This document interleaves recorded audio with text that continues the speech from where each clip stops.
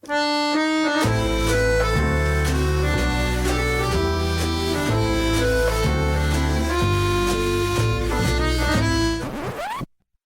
episode is brought to you in part by Split Software. Split is the feature delivery platform you need to help you exceed modern expectations in continuous and progressive delivery.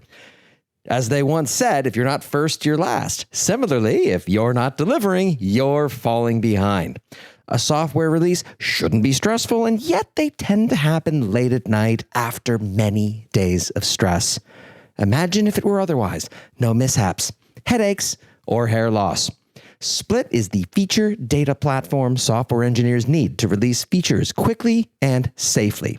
You and up to 10 of your colleagues can create your first feature flags at split.io/AWS Morning Brief. That's split.io/AWS Morning Brief. InfluxDB is the smart data platform for time series. It's built from the ground up to handle the massive volumes and countless sources of timestamp data produced by sensors, applications, and systems. You probably think of these as logs.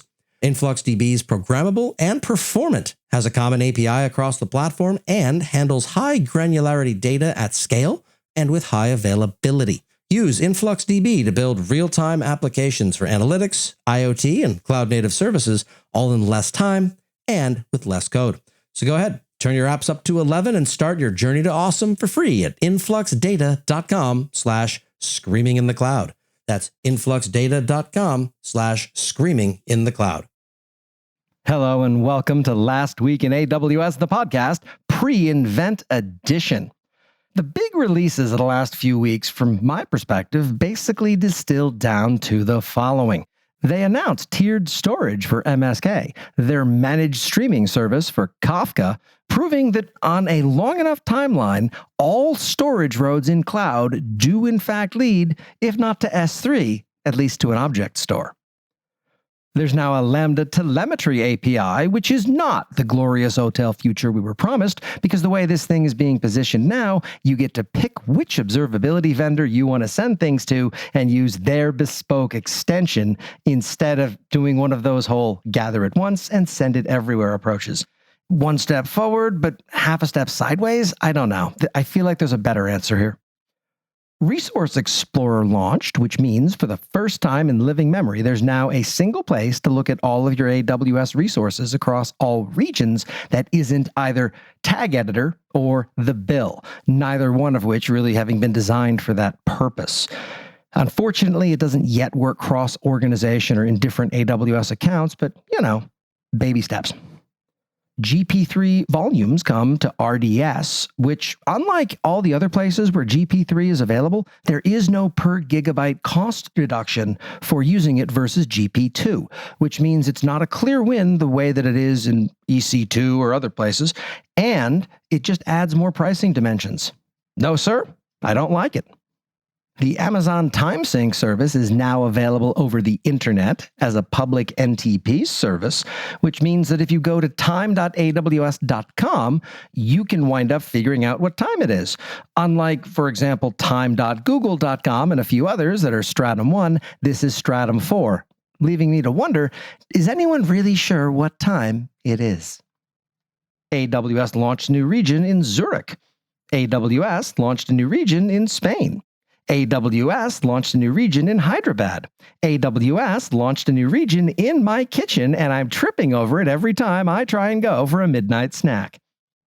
Glacier restores are now 10 times faster, but you wouldn't know it. Why? Because you've never restored anything from Glacier. I'm serious. Think about it. You're probably using it for backups and whatnot, but when's the last time you actually restored something from it? See, it's a write-only service, but it's nice to have the capability if you need it. This episode is brought to us in part by our friends at Pinecone. They believe that all anyone really wants is to be understood, and that includes your users. AI models combined with the Pinecone vector database let your applications understand and act on what your users want without making them spell it out.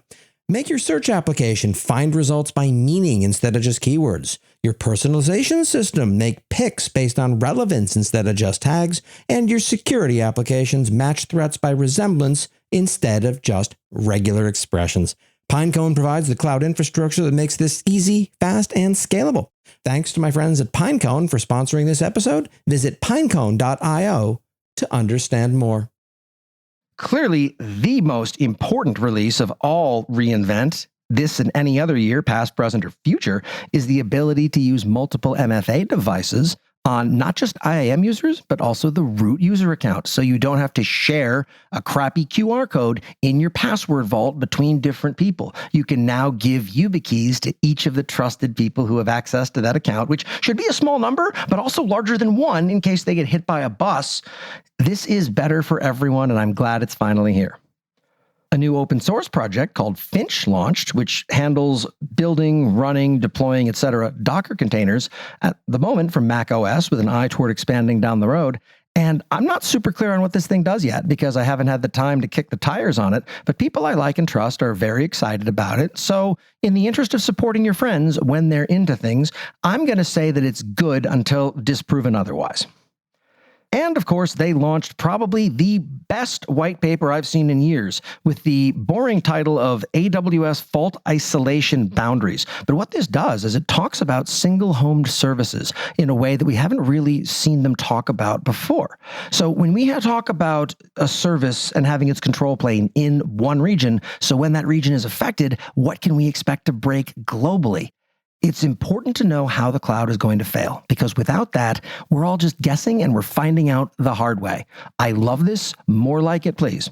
And that's what happened over the last few weeks in AWS.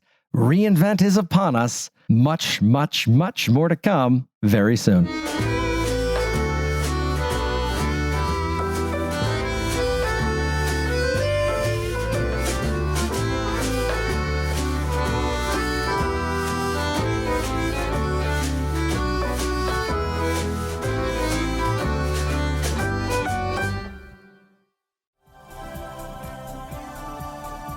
This has been a Humble Pod production.